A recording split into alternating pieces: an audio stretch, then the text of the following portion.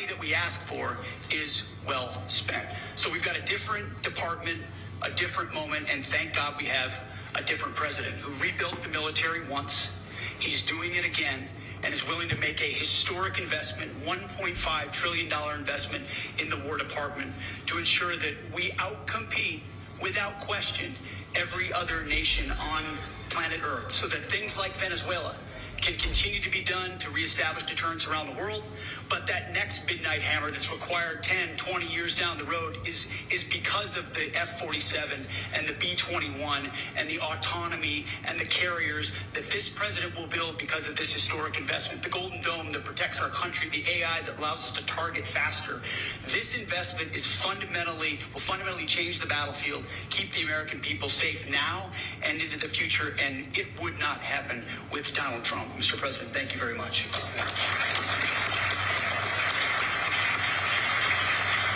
Thank you, Mr. Secretary. Thanks for everything you're doing.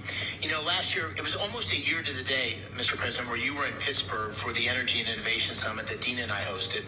And one of the biggest announcements on that day was John Gray from Blackstone, a $25 billion announcement. And so I thought we might start with a year later. Here's where we are. And I think what you're hearing from the business leaders in this room, the people in Pennsylvania, is the amount of investment and the level of activity is on fire.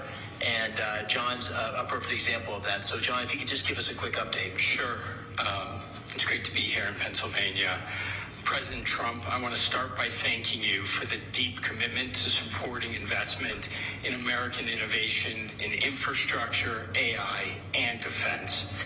Senator McCormick, I want to commend you once again and Dina for hosting a summit here in Pennsylvania focused on the vital national imperatives. We were together a year ago in Pittsburgh. We announced that $25 billion in digital and energy infrastructure. We said we'd do it over a decade. Since then, we've acquired multiple data center sites. We've made enormous progress in our joint venture with local utility PPL. And we're proud to report that we're on track to invest over $40 billion and do it in 5 years.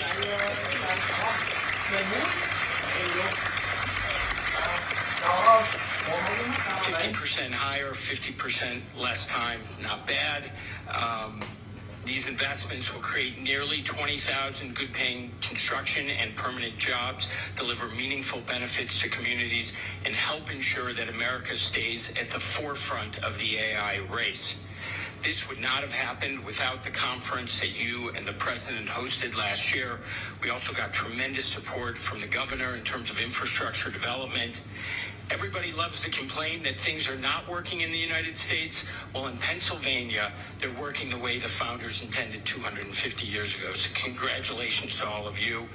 I would also just say last year, we talked about building critical infrastructure to power the innovation economy. Today, we're talking about applying that innovation to our most important priority, protecting our national security.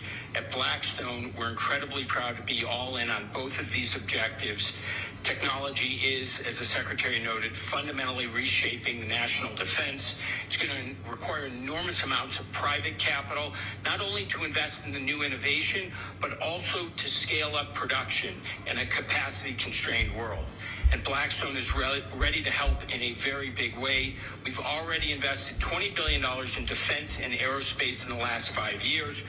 We expect the scale and pace of that investment to increase meaningfully from here. We see national security as a compelling place to deploy capital on behalf of our investors that also supports a core American interest. So thank you, President Trump, Senator McCormick. It is an honor to be here today. Thank you, John. You know, sir, you noted this, but one of the strongest voices in corporate America, someone who has spoken out in very similar terms as you have about peace through strength and about the need for America's military and economy to be strong, is Jamie. And Jamie's really taken this on. He's written extensively about it and made this a priority for J.P. Morgan in terms of national defense and resilience. So, Jamie, I wanted to just call on you and ask you to describe why you think this is such a priority and how the things we're doing here and the president's agenda is supporting that. So, thank you.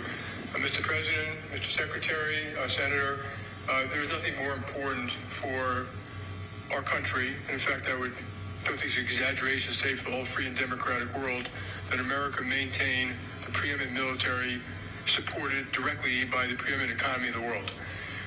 It's not too soon. We got behind, but God knows this is now, you guys have ignited the American dream, and you've ignited security and resiliency. You've reignited that arsenal of democracy that we have in this country, and it's just critical.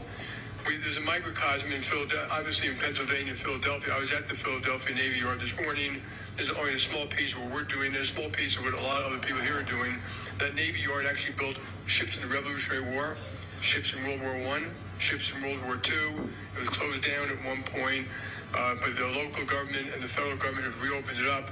You now have ships that are going to be built there by Hanwha, a Korean company, and Rhodes Industries. They're both adding 400 or 500 jobs.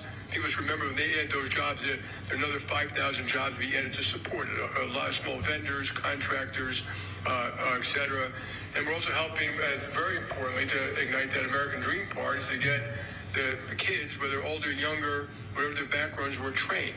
And there's a school there, partially by Hanwha and partially by the government, to train welders. These welders get paid while they're in their apprenticeship. They get health care while they're in apprenticeship. When they graduate, I think after 16 weeks or something like that, they make $80,000 a year. That is the American dream. They go on to buy a house, get married, have a family, etc. And this is one small effort. That's one microcosm. We need to do this around the nation. In fact, to help some of the other nations around the world, friends and allies, do the best they can to rebuild some of their militaries. So my hats are off. I applaud everyone in this room who's helping this effort. There's nothing more important to leave this world safe for our children. Mr. President, thank you. Thanks, Jamie. I know you know Jim Takelet well from Lockheed. A small fun fact. So when Lieutenant McCormick got on the plane to deploy for the Gulf War, Captain Takelet was the pilot of the plane out of Pope Air Force Base in North Carolina. And so we've known each other. I guess we got to know each other the last decade or so. But Jim and all the major primes have big operations in Pennsylvania. And Jim, I think you have an announcement even today that I was unaware of until earlier today, which is great news. So please give us a quick update on what you're doing in PA. Definitely, Senator. Remember that thing he said to me about short. First of all, Mr. President, thank you for inspiring all of us to get together at an event like this. Secretary Hegseth, really appreciate your driving the acquisition transformation that is very much needed, as you just described. And Senator, this is an amazing gathering. For organizing it, you and Dina, really, we all owe you our thanks, so I appreciate doing that. So I was born and raised on the north side of Pittsburgh. My dad was a Boilermaker. And if I could have welded a straight bead and passed his test, Sean, I'd probably be in Boilermakers Local 154 in Pittsburgh right now. But it worked out that I'm here today with you. And people like my dad from Pennsylvania, the workers that we have in this state are why we have 5,000 employees here already. And what we're going to announce today is in our Archbald, Pennsylvania plant, where we make missile components for air defense missiles, sir. We're going to add another 700 jobs. We're going to double the size of the plant, invest $60 million, and add 160,000 square feet to that plant, doubling its size.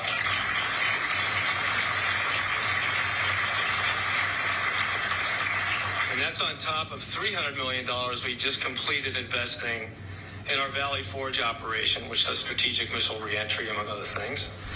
And you know, Mr. President, that we're going to invest upwards of $9 billion in the next 3 years at 20 different sites. Looking forward to showing you some of those plans when you have time. And we are going to continue to build with you and with the Secretary the arsenal of democracy, and Pennsylvania will be ground zero for that effort. Thanks, Senator. Thank you.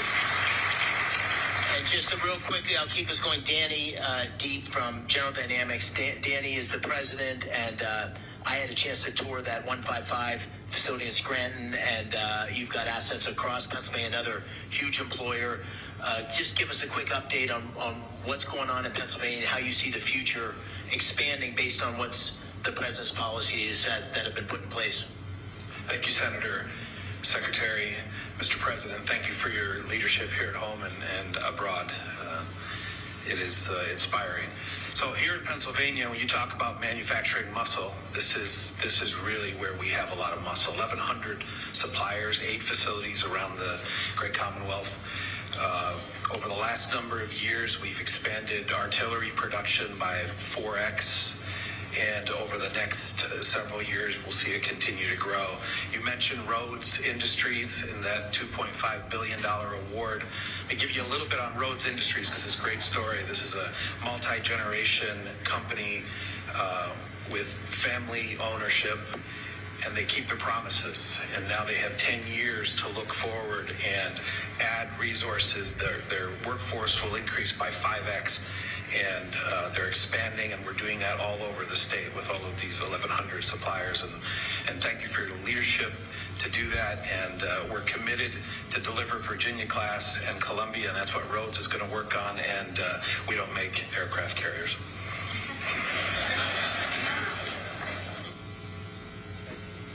Thank you, Danny.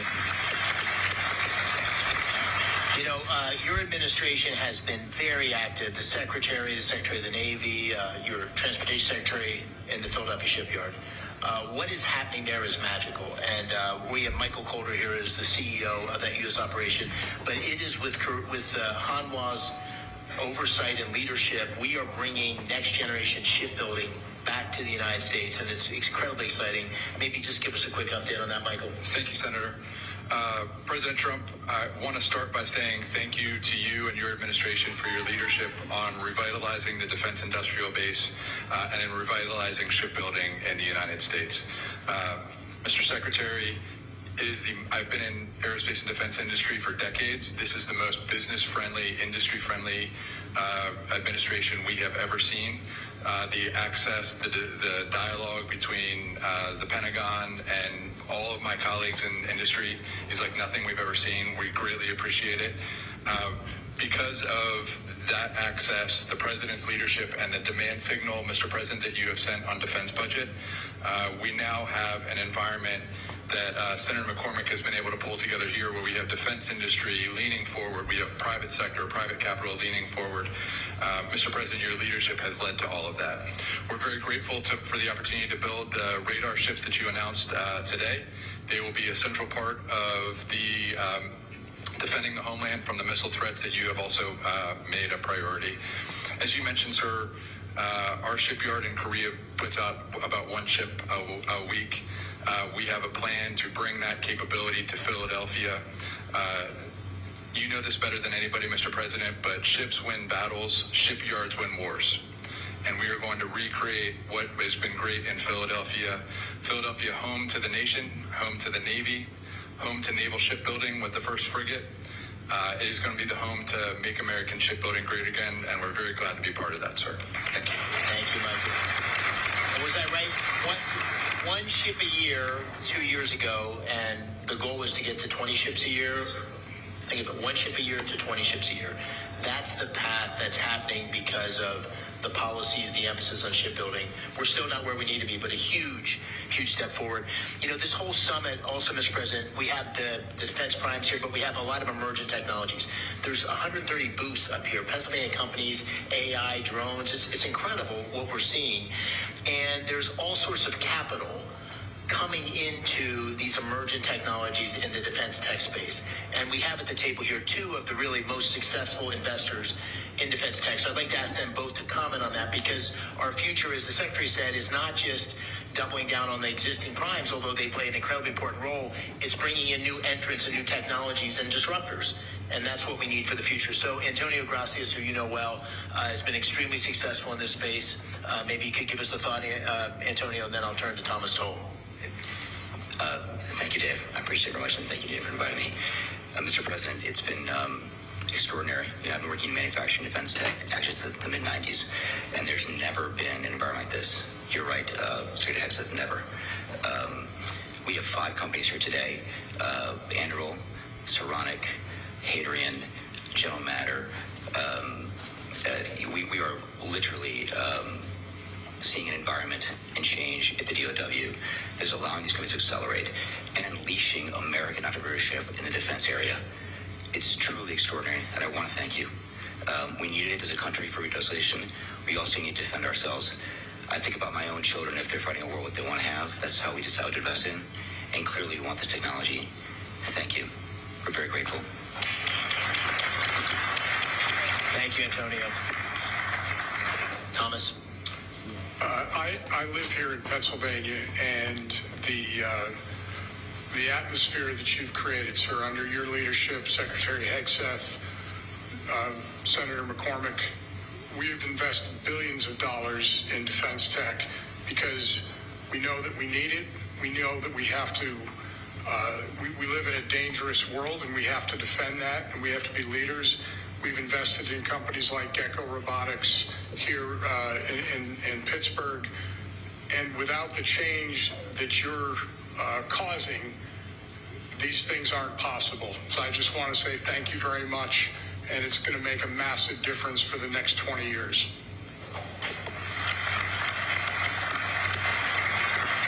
You know, Mr. President, one of the things that you talked about constantly on the campaign trail, and that I tried to talk about as well, and that you've been focused on like a laser, is jobs. And what's happening here in Pennsylvania is that if you go to and talk to any manufacturer or any job site, they can't get the skilled workers they need because there's so much new investment and activity going in. So we need to take advantage of this moment and build the workforce. In Pennsylvania, we have an incredibly skilled workforce. As I said earlier, we have 190,000 people that work in the defense industry. We hope that number should double over the next 5 or 10 years. But one thing I think we can all agree on is the American dream is going to be pursued and captured by creating these great paying jobs for the next generation of folks. And, Sean McGarvey, who has become a friend, I called him during the campaign, and he didn't think you or I was going to win. And we bet a steak dinner, and he ended up losing on that steak dinner and has been a great ally in terms of what we need to do for our workforce to be successful. So, Sean, maybe you could say a few words, what you're seeing and what the workforce of the future needs to look like. Well, thank you, Senator, Mr. Secretary, Mr. President. And the President knows, my business better than I know my business. We've been in the workforce development business when it comes to construction skills for 100 plus years. We have 1,600 training centers across the United States. We spend $3 billion of our own money every year. We don't need any money from anybody in the audience, anybody on the podium, the federal government. We got our own. We have 21,000 instructors. We have 300,000 plus people in our programs right now, registered apprenticeship, and we can ramp that up to 1 million. So we can meet the needs of this industry and the other industries, the tech industry, the power generation industry. But what we need is deals, and we need deals way further up the pipeline when other decisions are being made.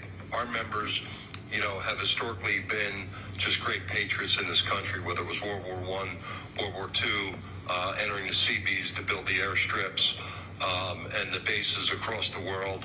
The Manhattan Project, building Oak Ridge, Savannah River, you name it, still working in those facilities today, all the way up to COVID, when we had to keep hospitals open, build temporary morgues.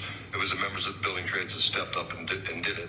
So we believe that highly skilled craft workers are a national security issue, and we're prepared to meet any needs necessary right here in Pennsylvania for Senator McCormick or for anybody across this country, and we appreciate the opportunity to do so for our country, Mr. President. Thank you. Thank you, Sean. Thanks for the great support for everything you've done on our workforce. Mr. President, I think I might ask the Secretary, Dan Driscoll, to make a few remarks and maybe close on that. I just want to say this has been an extraordinary event in the Army and the Army War College, which you're here, the 4th president in America's history to visit here since the Revolutionary War, the Carlisle Arsenal, the Army War College, and the Army's been extraordinary. So, Mr. Secretary, first of all, thank you to General Breitenkamp and everybody that made this possible. But maybe give you a word, and I'll close and then turn to the President. Mr. President, Secretary of War Hegseth, your leadership, what it's fundamentally done for the people in my life every day, the American soldier, is you have unleashed them to do what they joined the Army to do, to be ready to fight and win our nation's wars. And we had gotten in their way for the last 30 and 40 years. We had not let all of these entrepreneurs come get in the mud with them and help them change what they could use to fight. And it is because of you, Secretary, and you, Mr. President, that all of the regulatory nonsense has been knocked out of the way. And I think if you talk to any of the soldiers, sir, on your way to the helicopter, what they will tell you is the last 18 months have looked nothing like most of their careers. And that is because all of you on this stage and everyone out in the audience. So thank you so much for being here.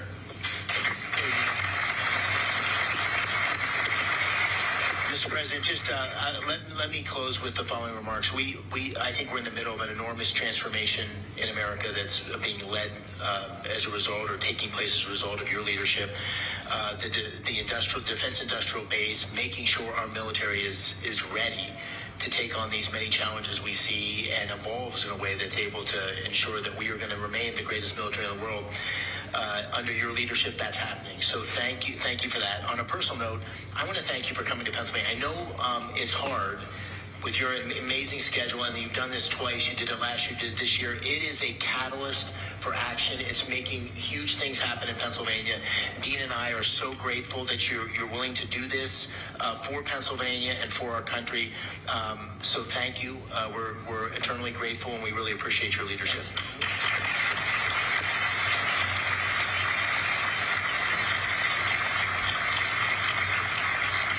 Sir, would you like the final word? Well, I just want to say thank you all very much. This is an honor that I won't forget, and I appreciate you saying I've been here twice, which is pretty much maxed out once a year, but I'll be here again next year for you. Thank you. Thank you very much. Ladies and gentlemen, the 45th and 47th President of the United States. Thank you.